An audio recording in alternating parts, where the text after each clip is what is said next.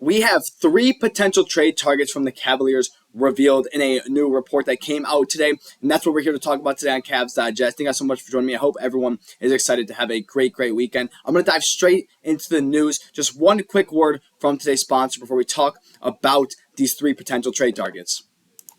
But before we get into all the news today, just one quick word about today's sponsor, that being the amazing Kalshi. Kalshi is the largest prediction market on their US, and on their platform, you can trade yes or no on real life events. Just click the link at the top of the description and make sure you enter code DIGESTNBA to get $20 off when you trade your first 100. And whether you're in California, Texas, or Cleveland, or anywhere else in the US, Kalshi is live in all 50 states. For sports fans, you can trade on game outcomes, playoff chances, player performances, all on a regulated market where you can literally cash out at any time. Let me tell you, who is going to get traded where? You can even predict stuff like that on Kalshi, and that's what makes Kalshi so amazing. You can predict who's going to get traded at the trade deadline. You can predict any sort of statistic that you can think of, and that is what makes Kalshi such a unique and great market, as well as the basic stuff like who's going to win this year's big game, who's going to take home the Lombardi Trophy. You can go ahead and make your prediction on Kalshi right now. It's genuinely just a smarter way to use your sports or news knowledge, and you can close positions whenever you want. So go ahead and download Kalshi with the link in the top of the description. Don't forget to use code DIGESTNBA to get your $20 bonus. And thanks once again to Kalshi for sponsoring this video. So thank you so much to our sponsor, Kalshi. Now let's dive straight into the news. Report via Chris Fedor. Keon Ellis, Najee Marshall, and Bobby Portis have come up as names that could make sense for the Cavs. We're going to talk about potential deals that I came up with. I played GM today. I went to the trade market myself, or the trade creator myself, and created three trades that probably won't happen but could happen for these three players. This is all we have from the report, so that's what we have to work with. We're going to talk about all three of these players, what we could be seeing from it, if there was any sort of trade talk, why they make sense, why they don't, all that stuff. So stay with me here on Cavs Digest. So these are the three players: Keon Ellis, who plays for the Kings, Najee Marshall, who plays for the Mavericks, and Bobby Portis, who plays for the Bucks. I actually saw a comment talking about Bobby Portis, which is very, very interesting that now all of a sudden it does make sense. And the Bucks are a desperate team right now. Giannis is, I guess, requesting trades, but also being hurt.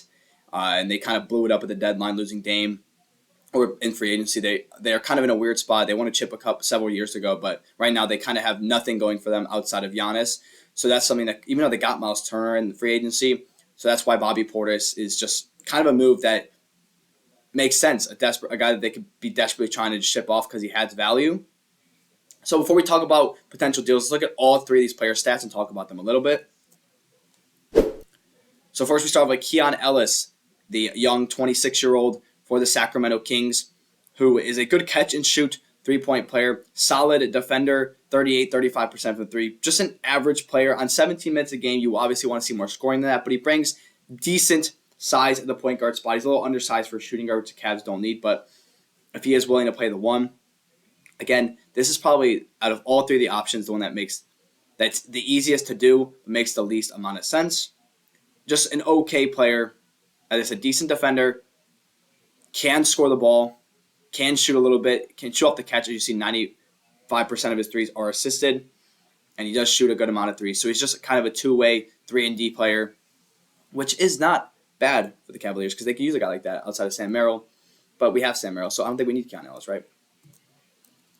The next player, Bobby Portis. Oh my gosh, we love Bobby Portis, don't we? Bobby Portis is one of the memes of the NBA, but he could be a great fit for the Cavs, especially with 6 rebounds a game at the power forward spot. He brings incredible energy. He could play high-quality minutes, 23 minutes a game. Shoots 49% from the field and 46% from three. Phenomenal catch-and-shoot three-point shooter, which is really something that we love to see on the Cavaliers. With only one turnover, he can pass the ball a little bit. He's just a great power forward, especially as a role player. He would be really, really good off the bench to replace a guy like Dean Wade at the forward spot, because the forward spot that I'm going to talk about is probably the spot that the Cavs are the weirdest in currently. And then the last player, Najee Marshall, the best of the three for sure, 29 minutes. He's probably a long shot, 5 rebounds, 3 assists, 54% from the field, 30% from three. He's a great player. He's really, really good in the close mid-range spot. He is probably the best of the three, but he would probably be the hardest to acquire. Just looking at how Najee Marshall plays, he's very, very aggressive with and without the ball. He's also a solid defender. You see him just playing the right spot, following his defender the whole way, going coast to coast. He moves kind of weird, which is the weirdest thing about him, but he's just kind of an inside the paint type of scorer. He likes shooting mid-range jump shots. He likes taking floaters. And he's a solid shot creator when he gets close enough. And he can stretch the floor a little bit, but he's just very, very aggressive with and without the ball to get to the inside, get those little floaters, those jump hooks. Those are the type of shots that Najee Marshall likes to take. He's the best scorer of the three just because of his energy and just because of his ability. So those are the 3 trade targets we have. So now we're going to talk about them. So keep in mind, DeAndre Hunter is probably the most eye-grabbing trade piece that the Cleveland Cavaliers could offer. Because as I said, at their small forward spot, Strus, Dean Wade, Jalen Tyson, DeAndre Hunter. Dean Wade plays the 3 and the 4, but those are the guys that you could see potentially being traded at the deadline, most likely, because they all play the same position, and we all agree that Jalen Tyson is the forward of the future for the Cavaliers, the player of the future, and he can be the true small forward, whether he's starting or bench. So I do think you want to try to get rid of one of these guys at the deadline, even if it's for something cheap. And that's what we're going to talk about, because I made 3 trades myself. So the first one, for Najee Marshall, Lonzo Ball straight up. This isn't going to happen, guys. It was really, really hard to find a trade for Najee Marshall due to salary cap reasons, due to the second apron. Creating a trade that actually works on the trade maker for the Cavs is almost impossible. And this was the one that did work, was Lonzo Ball for Najee Marshall. What a dream, guys, this would be. If the Mavericks want Lonzo, they can have him. This would be the literal best trade the Cleveland Cavaliers have ever made in their franchise, probably. Because Lonzo Ball sucks, gets $10 million. Najee Marshall, 4 years, $9 million. 3 years, $9 million, 2 years? I think it's 2 years. One of that. $9 million. We get cheaper. We get better. Simple. Beautiful. Best trade I could have found. I was trying to make like a trade for AD with Evan Mobley in it. It just wouldn't work. I was trying to make a trade for like Dwight Powell. I just couldn't find anything that would work just due to the cap situation of Cleveland and Dallas, who actually has a lot of guys they have to pay too. And this was literally the best thing I could do. As I said, this is not going to happen. I want to show you Najee Marshall, how good he was, because that would be a dream come true if we could acquire him for a guy like Lonzo. What a trade this would be, but I don't see it happening at all. But this was the best deal I could come up with.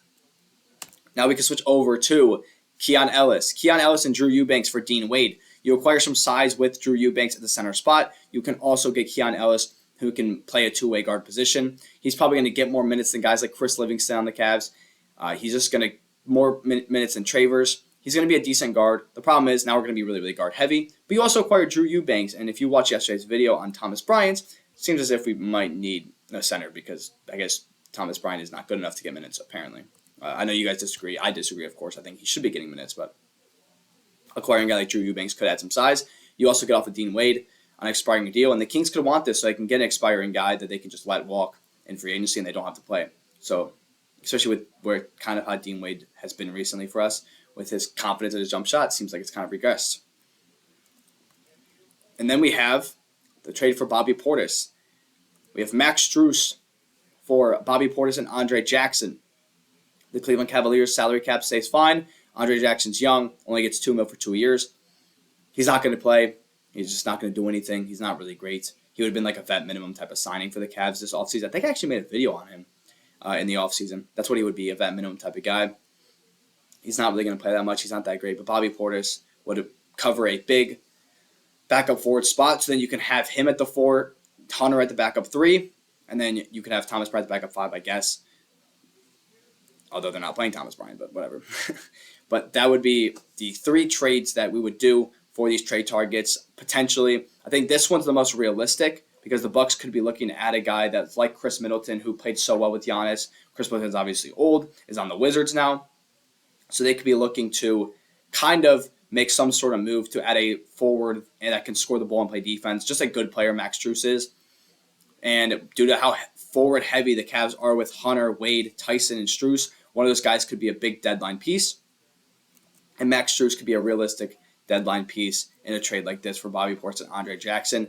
So I think this is the most realistic trade. And I think Najee Marshall is the best of the 3. I think Bobby Portis is the most realistic because the Bucks are so desperate at this point.